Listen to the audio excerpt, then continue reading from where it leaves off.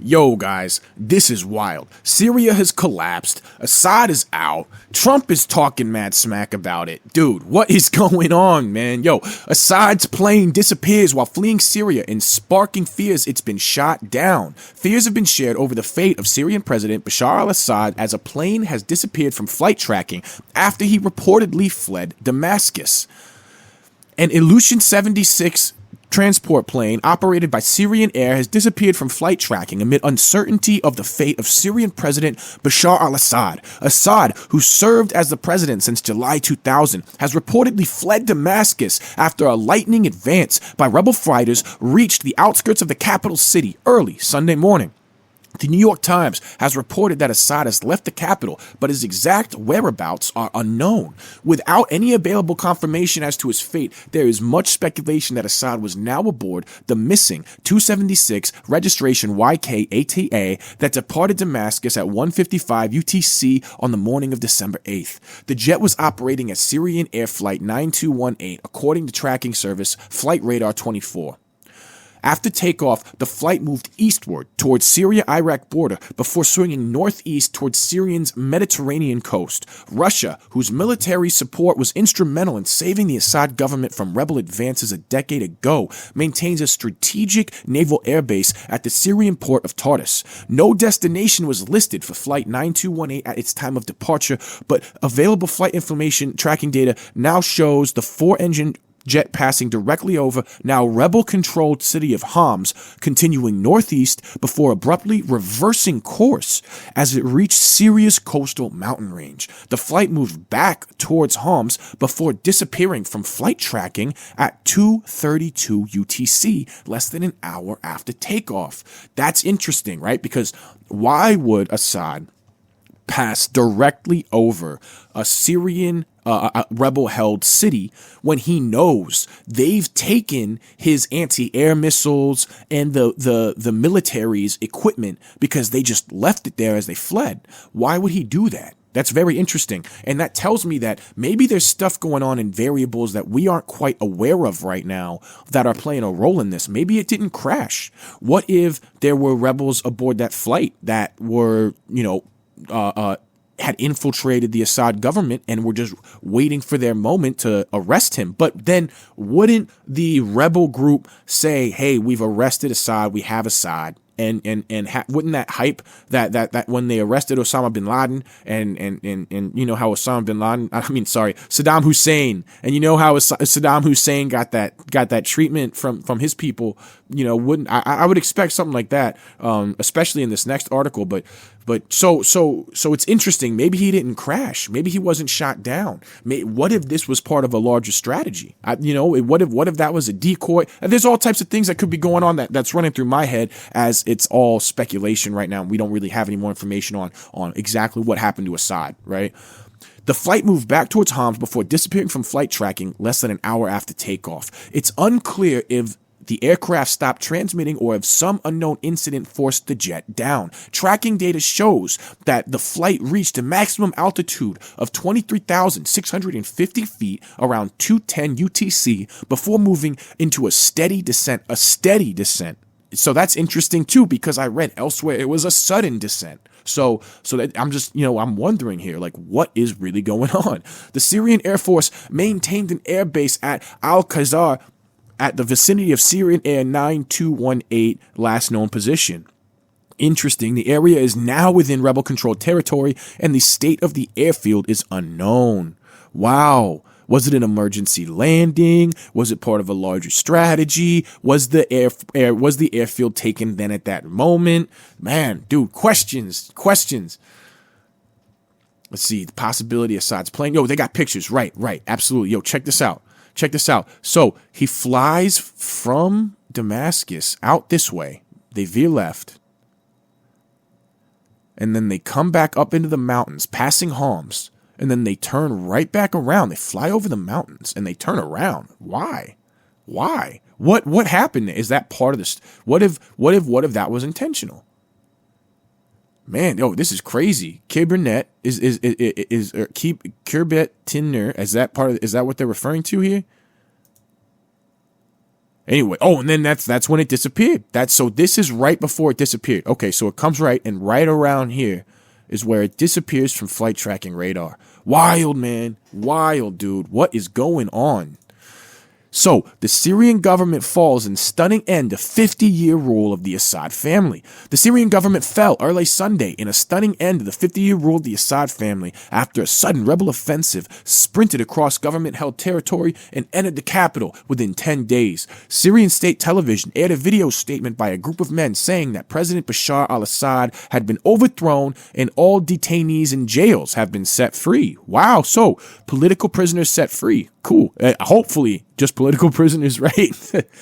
The man who read the statement said the operations room to conquer Damascus, an opposition group that called on all opposition fighters and citizens to preserve state institutions of the free Syrian state. That's a good message, bro. That's a good message. That's so, man. It's so interesting how we're looking at this, and they're vested in maintaining the institutions of their country, because we've seen different things play out, especially when we were looking at the formation of ISIS and all that stuff. But then again, there was also Western involvement. But man, they had no interest. They were tearing stuff down. They were tearing down.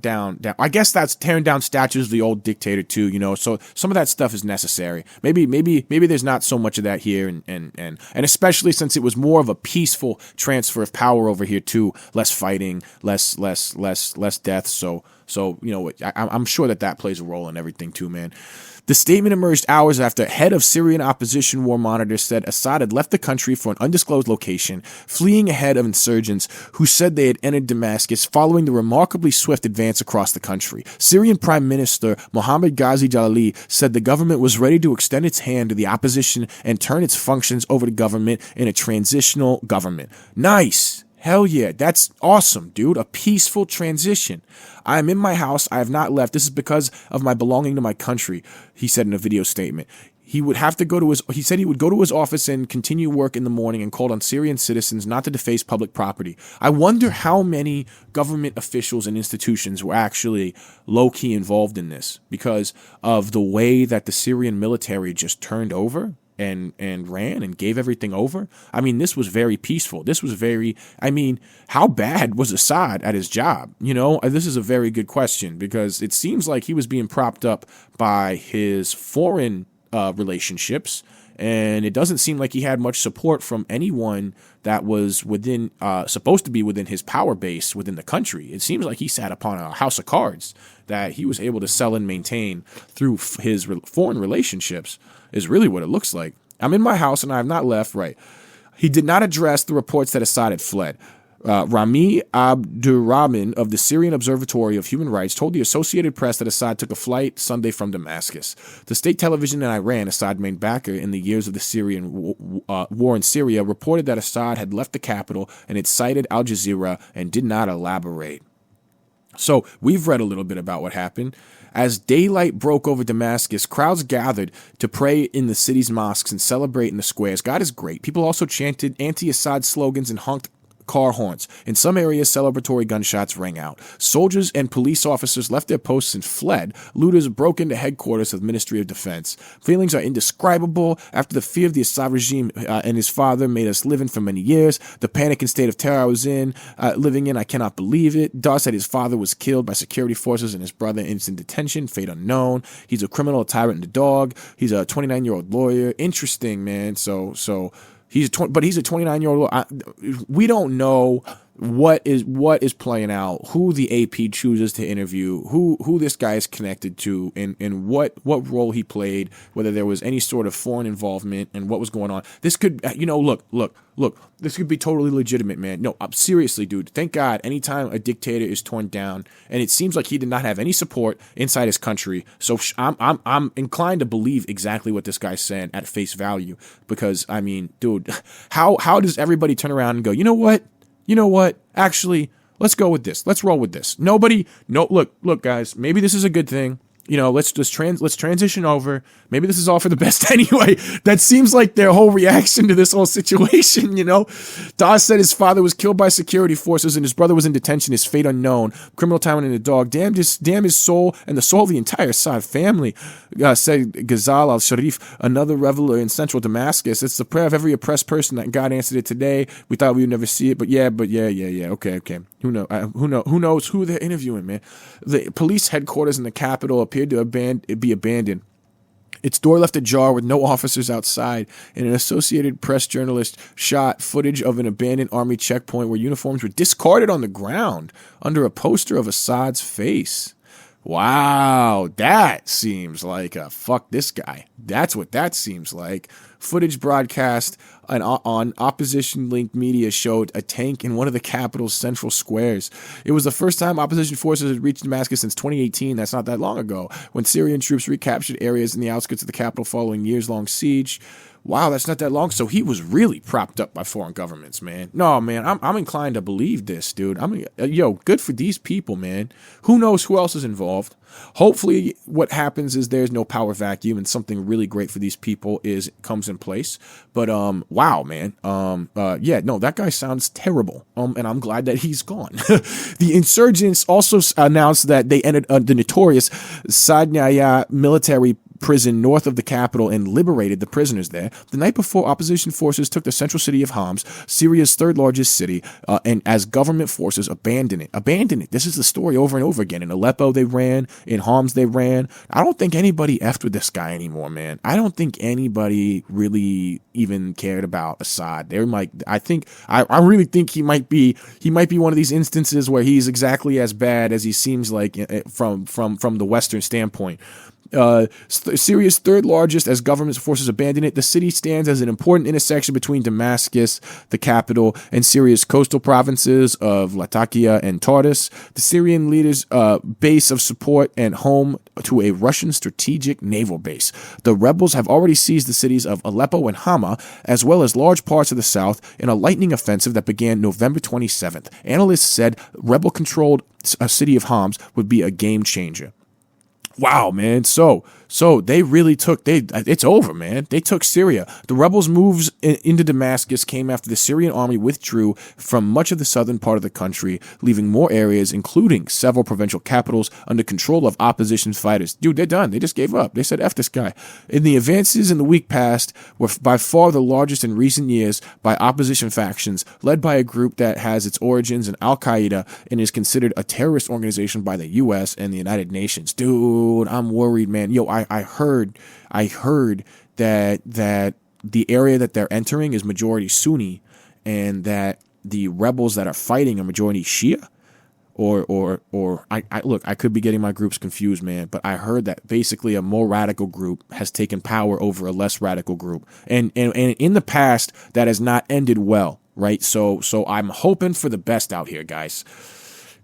Man, in the advances the past week were by far the biggest, and their push to overthrow the Assad government, the insurgents led by HTS, have met little resistance from the Syrian army. Yeah, the Syrian army gave up, man. They're done. The UN Special Envoy for Syria, Geir Peterson, called Saturday for urgent talks in Geneva to ensure orderly political transfer, speaking to reporters at the annual Doha Forum in Qatar. He said the situation in Syria was changing by the minute. Russian Foreign Minister Sergei Lavrov, whose country is Assad's chief international backer, said he feels sorry for the Syrian people. Okay, yeah, but do the Syrian people feel sorry? Because they seem pretty happy. And here's the crazy thing, man. Assad did not seem like that good of a guy at all. But who is entering and taking place? They have connections to some seriously radicalized groups in the past. Man, dude, I'm hoping that they're not going to try to establish some sort of crazy, dogmatic religious state and allow the people to actually have a level of self-rule. So anyway, this is what's wild. Trump basically called Assad a coward for dipping out on his own people, man. Trump said Russia abandoned Syria's Assad, should have never been involved. U.S. President-elect Donald Trump said on Sunday that Russia's abandonment of Syrian President Bashar al-Assad led to his downfall, adding that Moscow should have never protected him in the first place and then lost interest because of the war in Ukraine that should have never started. Assad is gone. He fled his country. His protector, Russia, led by President Vladimir Putin, was not interested in protecting him any longer. He fled his country when his protectors ran away. Dude, he basically called him a coward that tucked tail and ran, bro. I mean, how... As a world leader, is there any bigger of an insult that you can get from another world leader, bro? I mean, that is wild, dude. There was no reason for Russia to be there in the first place. They lost all interest in Syria because of Ukraine, a war that should have never started and could go on forever. Trump, who takes office January 20th, added that Russia, Iran, and Assad's other main backer are in a weakened state right now because of Ukraine and a bad economy, the other because of Israel and its fighting success. Trump, who said he will seek to halt the Ukraine war rapidly, met Ukraine's President Volodymyr Zelensky on Saturday in Paris, where they were both attending a ceremony to reopen Notre Dame Cathedral. He said Russia and Ukraine had both suffered hundreds of thousands of dead and wounded troops in Ukraine and have lost many civilians. He added that the Ukrainian leader would make a deal to stop the madness and there should be an immediate ceasefire. Negotiations should begin. I know Vladimir well. It's time to act. China can help. The world is waiting. Yo, man, dude, it's nice. Dude, Trump's coming in. He wants to end the war. Dude, that's hilarious. He called Assad a coward, basically, man. Dude, man, I'm loving what Trump's doing, dude. I got another segment today talking about it, man, but it is nice to see someone come in and take the effing job seriously, dude. Like, oh my gosh, man. Anyway, I thought that was a hilarious note to end on, man. Trump's always got his one-liner to end things with, his opinion, bro, and I love it, dude. I love how contentious it is, man. Anyway, I'll see you guys in the next segment, guys. Thanks for joining me.